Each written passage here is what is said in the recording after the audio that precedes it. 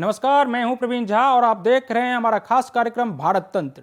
भारत तंत्र में आज हम बात करेंगे भारत पाकिस्तान के बीच जो सीज फायर हुआ है उस पर अमेरिका की क्या प्रतिक्रिया है और इसके क्या मायने हैं, और इस सीज फायर का भारत पाकिस्तान के बीच संबंधों पर आने वाले समय में किस मुकाम पर यह संबंध पहुंचेगा, इस पर और इसी पर ज़्यादा बातचीत करने के लिए इस वक्त हमारे साथ जुड़ गए हैं चिंतक हैं, विचारक हैं और राष्ट्रीय सुरक्षा विशेषज्ञ हैं जितेंद्र कुमार जी। जितेंद्र जी, आपका बहुत बहुत स्वागत है पंजाब केसरी टीवी पर। जी सर, हमारा आज का पहला सवाल भी आपसे यही है कि जिस तरह से ये अमेरिका की जो प्रतिक्रिया आई है कि भारत पाकिस्तान के बीच जो सीज फायर को लेकर सहमति बनी है, ये एक अच्छा कदम है और ये दक्षिण एशिया में जो है शांति और स्थिरता को लेकर ये एक कदम सही माना जा रहा है। लेकिन वहीं यह भी कहा है अमेरिका ने कि यह हमारे लिए भी बेहतर होगा। तो अमेरिका के इस बयान को आप किस रूप में देख रहे हैं और क्या इसके मायने क्या हैं अमेरिका के इस बयान के? देखिए, अमेरिका दुनिया की सबसे ताकतवर देश है, इसमें कोई शक नहीं है।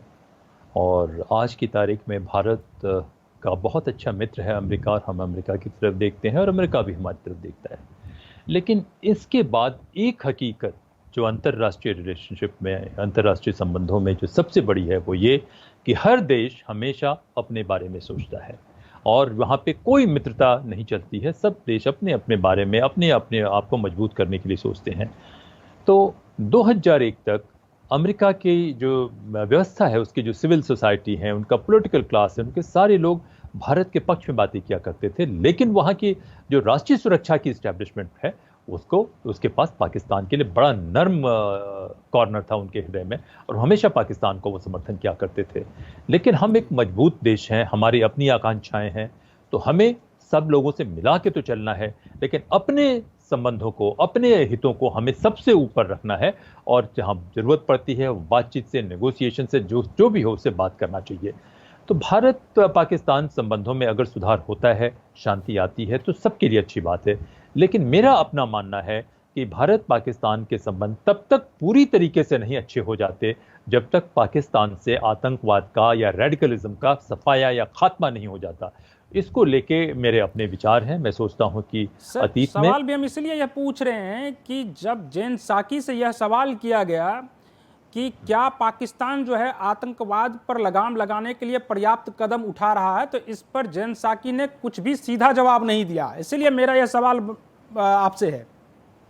देखिए, दुनिया में कई देश के जो इस्टेब्लिशमेंट हैं वो समझते हैं कि आतंकवाद का कुछ लिमिटेड रूप से इस्तेमाल करके वो अपने लॉन्ग टर्म स्ट्रेटेजिक इंटरेस्ट को वो बढ़ा सकते हैं।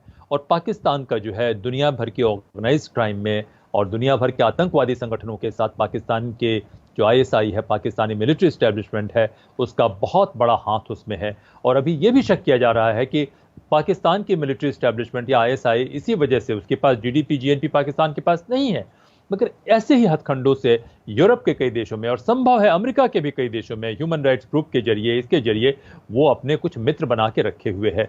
तो इस वजह से वो जवाब दें नहीं दे, भारत को निश्चित रूप से पाकिस्तान से संबंध अच्छे करने की कोशिश करनी चाहिए, लेकिन उस कीमत पे नहीं जिसमें हमारे हितों की अनदेखी हो रही है, हमारे हितों पे प्रहार हो रहा है। तो इसलिए उनके बारे में जो अमेरिका की भावनाएं हैं वो अपनी जगह पे हैं। भारत को अपने हितों को सर्वोपरि रखना चाहिए और हमारे हितों में सर्वोपरि रहने के लिए दो तीन चीजें बहुत जरूरी है कि वह आतंकवाद का लगातार विरोध कर रहा है और जो सीमा पार पर अगर किसी भी देश के साथ कोई घुसपैठ हो रहा है तो वह सही नहीं है। लेकिन जब सवाल किया गया तो उस पर कोई भी सीधा जवाब नहीं दिया। तो ऐसे में अमेरिका की नीति क्या आतंकवाद को लेकर आप स्पष्ट देख रहे हैं? देखिए, बातचीत एक जरिया होता है, बातचीत उनमें कभी कभी मजबूरी होती है, उनकी जो भी मजबूरी हो हमें उसको ध्यान में रखना चाहिए। लेकिन सब कुछ बातचीत पर निर्भर नहीं करता है। हम अमेरिका को नहीं कह सकते कि ये सीमा पे घुसपैठ हो रहा है। सीमा पे घुसपैठ का मुंह तोड़ने के लिए हमें अपने हाथों को मजबूत करना होगा, अपनी ताकत को मजबूत करना होगा। तो ये बातचीत ये चलती रहेगी और जो कुछ भी हुआ निश्चित रूप से अच्छा हुआ। अगर ये सीज फायर हो जाता है तो बहुत अच्छी बात है। मेरा यही मानना है कि ये सीज फायर सस्टेन तब तक नहीं कर सकता जब तक पाकिस्तान के भीतर बदलाव नहीं आता है। तो हमारा लक्ष्य वो होना चाहिए। अमेरिका का अपना एजेंडा होगा, चीन का अपना एजेंडा होगा, भारत को अपनी राष्ट्रीय सुरक्षा को मजबूत करना है। क्योंकि मैं ये भी मानता हूं कि पाकिस्तान नाम की चीज कोई होती ही नहीं थी। ये तो ब्रिटिश और अमेरिकी, ये दो ताकतों ने पाकिस्तान नाम की चीज को खड़ा किया। खड़ा करने के बाद जो है उसको भारत से एकदम अलग किया, और भारत के साथ जो नफरत फैलाने का जो काम हो रहा था उसमें इनका परोक्ष रूप से जरूर योगदान था, जो आतंकवाद की समस्या है जो इसमें आई हुई है। तो देखिए, उन तमाम चीजों को छोड़ के हमें आज उनसे डील करना है। हम अतीत में नहीं जा सकते, अतीत में जाके नहीं अटक सकते, लेकिन आज की तारीख में हमारा लक्ष्य बहुत क्लियर होना चाहिए। वो होना चाहिए deradicalisation of Pakistan, decriminalisation of Pakistan, और बहुत डी न्यूक्लियराइजेशन भी अगर हो सकता है तो वो भी करना चाहिए कि कैसे उसको करें, और पाकिस्तान में इंसानवाद आए, अच्छी व्यवस्था आए, वो हमारे हित में है। और उसके बाद ही वही बुनियाद होगी अच्छे मजबूत भारत पाकिस्तान संबंधों की, क्योंकि पाकिस्तान का अपना कल्चरल अस्तित्व भी नहीं है, पाकिस्तान भारतीय कल्चर का ही हिस्सा है। तो हमें इस तरीके से इस मुद्दे को देख के आगे चलने की जरूरत है। प्रवीण जी जी सर, जब पाकिस्तान प्रायोजित आतंकवाद पर अमेरिका की तरफ से कोई सकारात्मक जवाब नहीं आ रहा है, तो क्या आपको लगता है कि भारत अमेरिका के जो संबंध हैं वो सही रूप से चल रहा है? और क्या भारत को ऐसी स्थिति में जब अमेरिका का कोई भी सकारात्मक जवाब नहीं है तो भारत को क्या स्ट्रेटजी अपनानी चाहिए? देखिए, दुनिया में कभी भी कोई चीज़ परफेक्ट नहीं होती। तो आपके पास 4 ऑप्शन है, तो उस 4 ऑप्शन में जो सबसे बढ़िया ऑप्शन मिलता है, जो लीस्ट बैड ऑप्शन जो हो सकता है, उसको आपको चूज करना है। तो भारत को अमेरिका की ज़रूरत है और अमेरिका को भी भारत की ज़रूरत है। तो देखिए, हमें अमेरिका से संबंध बना के रखने चाहिए, लेकिन बना के रखने का मतलब ये हरगिज नहीं होता कि हम अपने राष्ट्र को कमजोर करें। तो हमें उनसे बातचीत करते रहने चाहिए, जो उनका सकारात्मक आना चाहिए हमें उसका स्वागत करना चाहिए, उसमें कोई शक नहीं। लेकिन जो आतंकवाद से लड़ने का तरीका है वो हमें जारी रखना चाहिए। जहां जहां पर अमेरिका आतंकवाद से लड़ने में कमी दिखा रहा, हमें उनको उस जगह पे लेके जाना है, क्योंकि दुनिया के दूसरे देश उनको आपकी नहीं पड़ी है, उनको अपने आप की पड़ी है। इसीलिए मैं कई दफे कह चुका हूं, मेरे एक लेख जो निकला है, मैंने लिखा है राष्ट्रीय सुरक्षा के ऊपर फॉल्ट लाइंस में, उसमें मैंने कहा है कि भारत के पास एक स्ट्रेटेजिक मायोपिया रही है एक सभ्यता के रूप में। तो हमें इस स्ट्रेटेजिक मायोपिया से निकलना है। और इन चीज़ों में देखिए कि बहुत ही फाइनर लाइंस होती है, बड़ी डेलिकेट लाइंस होती हैं, और वही साइंस है, वही आर्ट है जियो पॉलिटिक्स का, जियो स्ट्रैटेजी का या डिप्लोमेसी का। तो उस आर्ट को हमें अच्छे से ले जानना है, और उसका एक ही तरीका है, अपनी सुरक्षा को, अपने राष्ट्रीय हितों को हमें सर्वोपरि रखना है, और जिस तरीके से हो सकता है उसको हमें प्रमोट करना है। सर, इस सीज फायर के बाद जो है आप भारत पाकिस्तान के संबंध को किस मुकाम पर देख रहे हैं? देखिए, ये एक टैक्टिकल स्टेप है। जैसे मैंने पहले कहा कि सीज फायर होता है तो ये एक टैक्टिकल थोड़ा सा विराम मिलेगा, और अमेरिका का इसमें कोई योगदान है तो जरूर बहुत अच्छी बात है। लेकिन अमेरिका को साउथ एशिया की जियो पॉलिटिक्स नहीं मालूम है, और हिंदुस्तान की जो व्यवस्था है, इस व्यवस्थाओं में देखिए सबसे बड़ी जो हमारी चिंता की बात है कि मैंने जैसे कहा कि स्ट्रेटेजिक मायोपिया है हमारी व्यवस्थाओं में, इंस्टीट्यूशन में। सारे लोग अपने अपने बारे में या अपने संगठन के बारे में सोचते हैं। देश के बारे में सोचने के लिए मैं नहीं कहता कि उनकी नीयत में कमी है, जो एक साइकी चाहिए वो नहीं है, जो एक अच्छा इकोसिस्टम चाहिए वो नहीं है। तो मैं सोचता हूं कि ये एक टैक्टिकल रिलीफ तो है, लेकिन भारत के पास एक पूरा अपना मजबूत विजन होना चाहिए, और विजन ये होना चाहिए कि इस जोन में 2 ही सभ्यताएं हैं, एक भारत की सभ्यता, एक चीन की सभ्यता, उसके बाद जो है वेस्ट एशिया की सभ्यता शुरू होती है। तो हमें वेस्ट एशिया की सभ्यता से मित्रता रखनी है। भारत की सभ्यता में जो भी हमारे साउथ एशिया के देश हैं, पहले तो जो नॉन पाकिस्तान जो देश है उनको जरूरत पड़ता है पाकिस्तान में, हमें उनको गुजराल डॉक्ट्रिन बिल्कुल नहीं ये करना है। जहां जरूरत पड़ती है कम से कम ताकत लेकिन बहुत फोकस फोर्स और ज्यादा से ज्यादा परसुएशन ये इस्तेमाल करके अपने देश को मजबूत करना है। सवाल इसलिए कर रहे हैं आपको कि सीज फायर के बाद दोनों देशों का संबंध किस तरह से और आगे बढ़ेगा, क्योंकि 2003 में जब सीज फायर हुआ था कि जब कहा गया था कि अब इसके बाद कोई भी दोनों तरफ से घुसपैठ की कोई कोशिश नहीं की जाएगी, लेकिन इसके बाद लगातार जो है 2003 के बाद आप देखिए तो 2018, 19 और 20 का आंकड़ा अगर आप देखेंगे तो वो काफी ज्यादा है। तो क्या ऐसी स्थिति में लगता है क्या कि इस बार जो है पाकिस्तान ने जो सीज फायर को लेकर यह समझौता किया है इस पर वह अमल करेगा? देखिए, ये एक पॉजिटिव स्टेप है, एक पहला कदम है। लेकिन वैसे मैंने कहा कि पाकिस्तान के भीतर के जो हालात हैं, जब तक वहाँ पे रेडिकल इंफ्रास्ट्रक्चर है, जब तक पाकिस्तान का ऑर्गेनाइज्ड क्राइम में उसका वर्चस्व है, जब तक भारत की गवर्नेंस व्यवस्थाओं में कमी है, भारत पाकिस्तान संबंध की बात नहीं है। हम तो पाकिस्तान को कुछ नहीं करते, ये तो पाकिस्तान है जो छद्म युद्ध करके भारत को परेशान किया जा रहा है, चाहे वो आतंकवाद हो, चाहे ऑर्गेनाइज्ड क्राइम हो, चाहे वो मनी लॉन्ड्रिंग हो, और इसमें भारत के भी कुछ लोग मिले हुए हैं। और उनको कोई लेना देना नहीं है, न सभ्यता की, न जनता की, न भारत की जनता की, न पाकिस्तान की जनता की, किसी को कोई लेना देना नहीं है इस व्यवस्था में। जो पाकिस्तानी स्पॉन्सर्ड लोग हैं, जो पाकिस्तानी बैकर हैं, जो पाकिस्तानी कोलैबोरेटर हैं, तो जब तक ये जहर, जब तक ये पॉइजन पाकिस्तान में है, भारत पाकिस्तान संबंध ठीक हो ही नहीं सकते हैं। और मैं सोचता हूं कि जो लोग मुसलमानों को गाली देने का काम करते हैं, आतंकवाद को तो क्रश कर देना चाहिए, रेडिकलिज्म को क्रश कर देना चाहिए, मामलूक तुर्की सोच को भी क्रश कर देना चाहिए, लेकिन मुसलमानों को गाली देने का काम जो करते हैं, तो मुझे तो शक होता है कि वो लोग भी पाकिस्तान के इस एजेंडे का पालन कर रहे हैं कि संबंध खराब किया जाए। और जब तक ये जहर नहीं खत्म होता है, पाकिस्तान में ही नहीं, मैं कहता हूं कि भारत में भी जो व्यवस्थाओं को सबवर्ट करने वाला जहर है, जब तक ये जहर खत्म नहीं होता है, तब तक ये यहाँ पे शांति, परमानेंट शांति की कोई गुंजाइश नहीं है। सर, आपको ये लग रहा है क्या कि जिस तरह से चीन जो है वो पीछे हटा है एलएसी पर, उसके बाद इसका प्रभाव जो है वो पाकिस्तान पर भी पड़ा और पाकिस्तान सीज फायर के समझौते पर राजी हो गया है? उसका कुछ प्रभाव तो पड़ा होगा। देखिए, चीन भी बहुत ज़्यादा नुकसान अपना नहीं बर्दाश्त कर सकता है, और कुछ भी क्यों ना हो, भारत की फौज जितनी प्रोफेशनल और भारत की जनता का एक बहुत बड़ा तबका, जैसे पिछले दफे भी मैंने कहा कि भारत कुछ बहुत ही अच्छी और कुछ बहुत ही बुरी चीज़ों का मिश्रण है।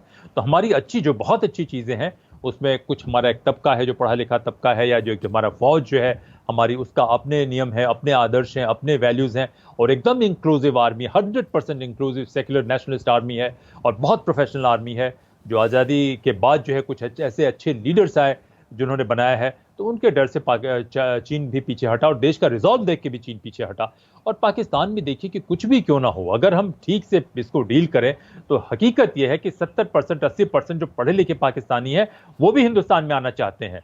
वो देखिए, बलूचिस्तान से लेके सिंध से लेके सब जगह ये लोग हिंदुस्तान के लिए, इनके मन में इतने पाकिस्तानियों की इसकी बात हम नहीं करते हैं। ये जो है रेडिकल एलिमेंट उनको दबा के रखे रहते हैं, लेकिन 90% पढ़े लिखे पाकिस्तानी जो पाकिस्तान के बाहर रहते हैं, वो हिंदुस्तान में शामिल होना चाहते हैं।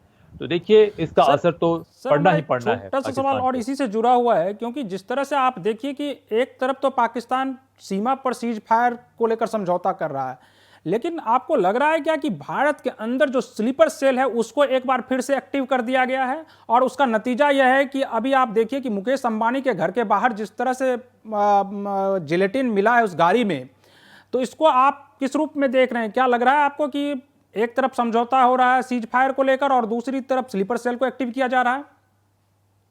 देखिए, स्लीपर सेल जो आपके देश, हमारे देश में चल रहे हैं, तो आपको क्या लगता है कि वो स्लीपर सेल में लोकल कोलैबोरेटर्स नहीं होंगे उसको चलाने के लिए? वो अपने आप तो कोई ना, वहाँ पे अगर आ रहे हैं तो उनके कोई लोकल लोग तो होंगे ही होंगे। तो देखिए, हम तो, मेरा ये मानना है कि हमें पाकिस्तान जाके उनकी कैपेसिटी को ध्वस्त करना है, लेकिन साथ में अपने घर को भी साफ सुथरा रखना है। और ये स्लीपर सेल जो पाकिस्तान का जो ड्रग ट्रैफिकिंग का बिजनेस है, जो दाऊद इब्राहिम का एक्सटॉर्शन का बिजनेस है, इसमें कौन लोग शामिल हैं? कुछ हिंदुस्तान के ही लोग शामिल हैं, कुछ हमारी व्यवस्थाओं में, पुलिस और दूसरी व्यवस्थाओं में भी लोग शामिल हैं। ये मिल के इनके लिए इंडस्ट्री है, और इन लोगों के लिए, ऐसे लोगों के लिए न तो देश मैटर करता है, न समुदाय मैटर करता है, न जाति मैटर करती है, वो कहीं भी जा सकते हैं। जहां तक बात मुकेश अंबानी जी की रही या बड़े ऐसे इंडस्ट्रियलिस्ट की रही, तो मैं कहता हूं कि ये हिंदुस्तान के बड़े स्टेक होल्डर्स में से हैं। तो ठीक है, ये हरगिज नहीं होना चाहिए, इसके खिलाफ जांच होनी चाहिए और कड़ी कार्रवाई होनी चाहिए। लेकिन ऐसे लोगों का, जो ऐसे स्टेक होल्डर्स हैं, खास करके जो कॉर्पोरेट्स हैं, मैं सोचता हूं कि उनको भी ये सोचने की जरूरत है कि भारत में एक जबरदस्त रूल ऑफ लॉ हो, जबरदस्त क्रिमिनल जस्टिस सिस्टम हो, क्योंकि ये अगर सिस्टम कॉम्प्रोमाइज होती है, जबरदस्त जो है सिक्योरिटी apparatus हो, जहां पे इंडिविजुअल की भी सिक्योरिटी और देश की भी सिक्योरिटी दोनों मजबूत हो, जो वायबल हो, सस्टेनेबल हो, ये उनके हित में है। अगर ये कॉम्प्रोमाइज होती है तो हिंदुस्तान के एलीट को सबसे अधिक खतरा होगा। हिंदुस्तान के एलीट को ये सोचना बंद कर देना चाहिए कि वो यहां से पैसे कमा के हिंदुस्तान छोड़ के बाहर चले जाएंगे। नहीं, ये उनको देश के स्टेक होल्डर के रूप में एक अपना लॉन्ग टर्म में रोल प्ले करने की जरूरत है। और ये जो घटना हुई है, इस घटना में मैं कहता हूं कि जो लोकल स्लीपर सेल कौन है, उसको कैसे स्पेस डिनाई किया जाए, ये हम दूसरों को गाली दे के नहीं कर सकते प्रवीण जी। उसमें, इसके लिए हमें अपनी व्यवस्थाओं को बहुत ऊंचे स्तर पर ले जाने की जरूरत है। सर, एक छोटा सा आखिरी सवाल है कि क्या आप मानते हैं कि जब ये सीज फायर को लेकर समझौता हुआ है, इसके बाद एलओसी पर कोई ढिलाई बरतने की जरूरत है, या एलओसी पर जिस तरह से सेना की मुस्तैदी अभी बनी हुई है उसी तरह से आगे भी कंटिन्यू किया जाएगा उसको? जब तक पाकिस्तान से आतंकवाद का, रेडिकलिज्म का, चरमपंथवाद का या ऑर्गेनाइज्ड क्राइम का, ये सब जो पाकिस्तान में जब तक खत्म नहीं होता है, हमें हर जगह मुस्तैदी बनाए रखने की ज़रूरत है। हमारा लक्ष्य सीमा पर ही नहीं होना चाहिए, हमें अमेरिका से बातचीत करनी चाहिए और अपने देश में भी एक मजबूत डेमोक्रेसी को, डेमोक्रेटिक व्यवस्था को, लॉ इन्फोर्समेंट व्यवस्था को, अपने कंपोजिट नेशनलिज्म को अपने देश में भी मजबूत करना है, ताकि उससे पाकिस्तान पे एक साइकोलॉजिकल असर होगा।